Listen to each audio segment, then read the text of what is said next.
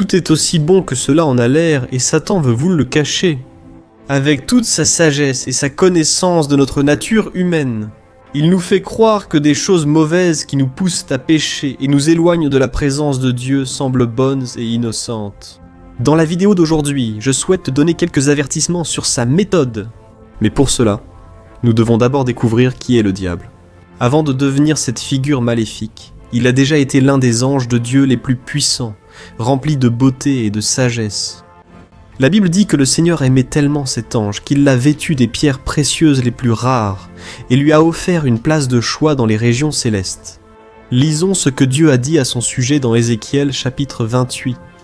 « Tu étais le modèle de la perfection, rempli de sagesse et d'une beauté parfaite. Tu étais en Éden, dans le jardin de Dieu. Toutes sortes de pierres précieuses t'ornaient, sardoine, topaze et diamant, béryl, onyx et jaspe, saphir, escarboucle et émeraude. Tes montures et ornements étaient en or, tout était prêt. Le jour où tu fus créé, tu fus oint comme un chérubin protecteur, car c'est pour cela que je t'avais destiné. Toi, Saint de Dieu, tu marchais parmi les pierres étincelantes. Tu étais irréprochable dans tes voies, depuis le jour où tu fus créé jusqu'à ce que l'on trouve la méchanceté en toi.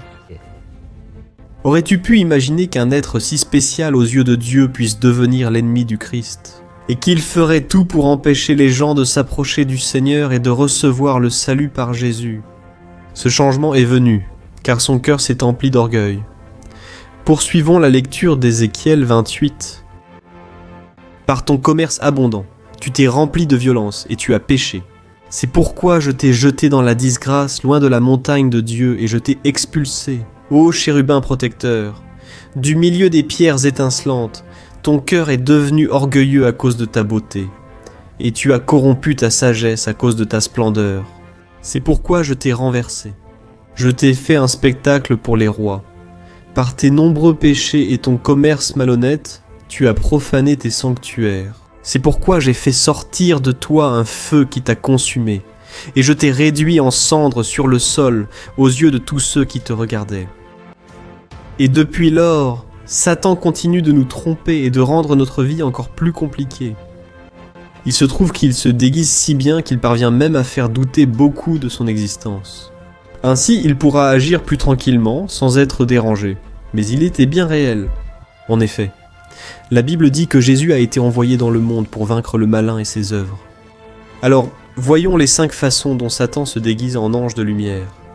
Nos dias de hoje para enganar as pessoas. Avant de commencer, merci de vous abonner à ma chaîne.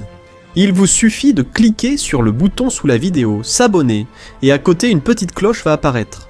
Il est très important d'activer cette petite cloche pour que vous receviez toutes les notifications à chaque fois que je publie une nouvelle vidéo. D'accord, alors allons-y. La première façon dont Satan se déguise en ange de lumière, c'est qu'il profite de nos faiblesses. Au chapitre 6 du livre des Éphésiens, l'apôtre Paul nous a laissé le message suivant. Revêtez-vous de toute l'armure de Dieu afin de pouvoir tenir ferme contre les ruses du diable. Car notre lutte n'est pas contre des personnes, mais contre les puissances, les autorités, contre les dominateurs de ce monde de ténèbres, contre les forces spirituelles du mal dans les lieux célestes. Frères, le diable est très rusé pour détruire des vies. Il ne ménage aucun effort pour tromper l'être humain, qui cherche une solution à ses problèmes et une guérison à ses douleurs. Pour cela, l'ennemi utilise des personnes et maquille les choses pour qu'elles semblent venir de Dieu. C'est exactement ce qui s'est passé en 1997 aux États-Unis, où un couple affirmait avoir été envoyé par Jésus-Christ pour emmener l'âme des gens au ciel dans une soucoupe volante. Les dirigeants de cette secte ont réussi à rassembler un groupe de personnes qui avaient des besoins d'une aide spirituelle et psychologique. Et ils les ont convaincus qu'ils rencontreraient Dieu s'ils se suicidaient juste après le passage d'une comète près de la Terre. Et malheureusement, c'est ce qui s'est passé. Dans la nuit du 26 mars de cette année-là, 39 membres de ce groupe religieux ont mis fin à leur jour, et cela continue de se répéter de nos jours. Dans le monde entier, des millions de personnes sont trompées par Satan et finissent par perdre leur salut éternel en suivant ses enseignements mensongers. Le diable profite de leur faiblesse, de leur peur et de leur douleur pour les attirer. À travers ces faux prophètes, il leur promet la prospérité et l'abondance dans le domaine de la vie, où elles en ont le plus besoin.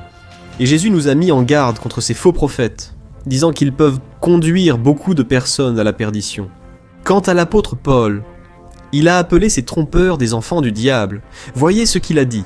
Ces hommes sont de faux apôtres, des ouvriers trompeurs, se faisant passer pour des apôtres du Christ. Cela n'a rien d'étonnant, car Satan lui-même se déguise en ange de lumière. Il n'est donc pas surprenant que ses serviteurs prétendent être ceux de la justice. Leur fin sera ce que leur action mérite. La deuxième façon dont Satan se déguise en ange de lumière, c'est qu'il utilise de faux prophètes et des chefs religieux. Beaucoup de gens sont paresseux ou ne s'intéressent pas à chercher la vérité contenue dans la parole de Dieu. Et, sans le savoir, ils finissent par donner une arme puissante à Satan, les tromper par des mensonges via des prétendus serviteurs de Dieu. Voyez ce que le prophète Isaïe a dit sur ceux qui cherchent sans cesse des prophéties hors de la parole de Dieu. Ce peuple est rebelle, des enfants menteurs qui refusent l'instruction du Seigneur. Ils disent aux voyants, ne voyez plus de vision, et aux prophètes, ne nous révélez pas ce qui est juste. Dites-nous des choses agréables, prophétisez des illusions, quittez ce chemin, abandonnez cette voie, et cessez de nous confronter au sein d'Israël. Frères, les gens refusent parfois la vérité, car elle n'est pas toujours attrayante pour l'humain. La parole de Dieu parle souvent de renoncement, de porter notre croix. C'est pourquoi de nombreux pasteurs enseignant la vérité de l'Évangile sont aujourd'hui persécutés et critiqués. Et si nous ne voulons pas être trompés, nous devons également suivre le conseil de la Bible et examiner ces esprits pour voir s'ils viennent vraiment de Dieu. Et pour cela, nous devons analyser comment les faux pasteurs et les chefs religieux croient que Jésus est le Fils de Dieu qui est venu dans le monde sous forme humaine, qui est mort et ressuscité.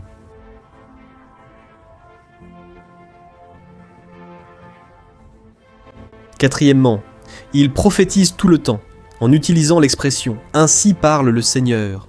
Mais les prophéties ne s'accomplissent pas. Et cinquièmement, leurs messages contiennent un faux évangile de paix, d'amour, d'harmonie et d'union. Mais, parfois, ils présentent aussi de fausses explications, ou des exagérations concernant les jugements de Dieu. La troisième façon dont Satan se déguise en ange de lumière, c'est qu'il attaque l'esprit des gens. L'une des manières les plus destructrices que Satan utilise pour tromper les gens, c'est d'attaquer leur esprit. Il n'épargne personne, ayant même tenté Jésus après ses 40 jours de jeûne dans le désert. Lisons ce qui est écrit dans Luc chapitre 4. Jésus, rempli du Saint-Esprit, revint du Jourdain, et fut conduit par l'Esprit dans le désert, où il fut tenté par le diable pendant 40 jours. Il ne mangea rien ces jours-là, et eut faim à la fin. Le diable lui dit, « Si tu es le Fils de Dieu, ordonne à cette pierre de devenir du pain. » Satan lance des forteresses sur notre esprit jour après jour, et se trompe celui qui pense que ses attaques se résument toujours à des pensées mauvaises ou pécheresses. La plupart du temps, ces pensées viennent avec ce discours qui semble anodin. Il affirme par exemple que pardonner à celui qui vous a blessé est inutile et qu'il n'est pas mal de tromper son conjoint, que Dieu est bon, Dieu va te pardonner, et que tu peux gagner ton argent de façon illicite, et ainsi de suite. Et quand nous regardons la tentation de Jésus dans le désert, nous remarquons qu'il aurait pu accepter la suggestion du diable de transformer la pierre en pain. Après tout, il avait faim, et il n'y aurait rien de mal à manger un peu après 40 jours de jeûne, n'est-ce pas ? Cependant, Jésus savait que l'intention derrière ce conseil était bien plus grave qu'il n'y paraissait. Satanas essayait de faire en sorte que le Christ renie le Père, prouvant qu'il n'était pas suffisant dans sa vie. Et il en est de même pour nous, frères. C'est pourquoi nous devons détruire toute pensée mal déguisée en bien que le diable lance dans nos esprits, car ce sont elles qui nous éloignent de Dieu. Voyez ce que la Bible nous demande de faire. Détruisez les arguments et toute prétention qui s'élève contre la connaissance de Dieu, et faites captive toute pensée pour l'amener à obéir au Christ. La quatrième manière dont Satan se fait passer pour un ange de lumière est d'utiliser les membres de l'Église. Jésus a dit que Satan est le père du mensonge. Sachant cela, nous pensons qu'il est facile d'éviter ces pièges. Mais le diable est très intelligent, et, pour cette raison, il utilise souvent des personnes de l'Église, qui ont de bonnes intentions et un bon cœur, pour nous faire croire à ces mensonges.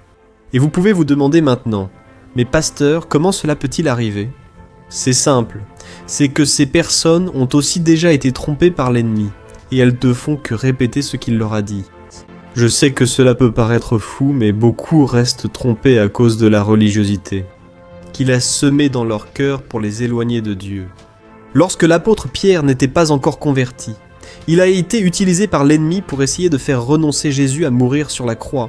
Il avait de bonnes intentions, mais il n'a pas eu le discernement de comprendre qu'il était nécessaire que Jésus meure pour les pécheurs. Sinon, il n'y aurait pas eu d'opportunité de salut. Voyez comment tout s'est passé. Jésus commença à expliquer à ses disciples qu'il était nécessaire qu'il aille à Jérusalem et qu'il souffre beaucoup de choses. Entre les mains des chefs religieux, des chefs, des prêtres et des maîtres de la loi, et qu'il soit mis à mort et ressuscite le 3e jour. Alors Pierre, l'ayant pris à part, commença à le reprendre en disant « Jamais, Seigneur, cela ne t'arrivera. » Jésus se retourna et dit à Pierre « Arrière de moi, Satan, tu es un obstacle pour moi, car tu ne penses pas aux choses de Dieu, mais à celles des hommes. » Alors, mon cher frère et ma chère sœur, fais attention aux conseils bien intentionnés, mais qui pourraient t'empêcher d'accomplir l'appel de Dieu. Si quelqu'un dit quelque chose avec quoi tu n'es pas d'accord, prie pour cette personne et demande au Seigneur d'ouvrir ses yeux spirituels. La 5e façon dont Satan se déguise en ange de lumière, c'est qu'il nous enveloppe avec les choses de ce monde. Nous vivons dans une société totalement compétitive, consumériste, qui exige des résultats rapides et qui ne pardonne pas à ceux qui restent en arrière. Et, à cause de cela, nous sommes obligés de travailler de plus en plus, d'être de plus en plus connectés au monde numérique. Et, par conséquent, nous avons moins de temps pour les choses de Dieu. Et c'est là que Satan entre en jeu. Il profite du fait que nous sommes occupés par les choses du monde et que notre relation n'est pas si forte pour se déguiser en ange de lumière et détruire notre vie spirituelle. C'est pour cette raison que Jésus a raconté cette parabole du semeur. Il a dit que beaucoup de personnes, par manque de temps pour Dieu, sont comme une graine jetée au bord du chemin et mangée par les oiseaux avant de germer dans la terre. Et il faisait référence à Satan, qui cherche toujours à voler la parole de Dieu de notre cœur. En nous concentrant sur les choses de ce monde, nous nous affaiblissons spirituellement et devenons une cible facile pour l'ennemi. Alors, il nous entoure de nombreux problèmes à résoudre, et ainsi nous n'avons plus la force de chercher Dieu. Alors, si cela vous arrive, il est temps d'arrêter tout ce que vous faites et de revenir dans la présence du Seigneur, en pensant que, sans son intervention, tout sera vain. Amen. Lisez le psaume 127. Si ce n'est pas le Seigneur qui construit la maison, ceux qui la bâtissent travaillent en vain. Si ce n'est pas le Seigneur qui garde la ville, la sentinelle veille en vain. Il sera inutile de se lever tôt et de se coucher tard en travaillant dur pour la nourriture. Le Seigneur donne le sommeil à ceux qu'il aime. Frères, nous devons rester vigilants face aux ruses du diable, car il est rusé et se déguise toujours en ange de lumière. Et la meilleure façon de nous libérer de ces tromperies est de chercher Dieu continuellement, dans la prière et à travers sa parole. Amen, je suis le pasteur Antonio Junior.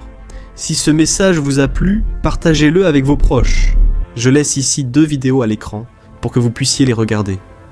Je suis sûr qu'elles vous édifieront dans votre marche avec Dieu. Je t'attends dans la prochaine vidéo, que Dieu te bénisse.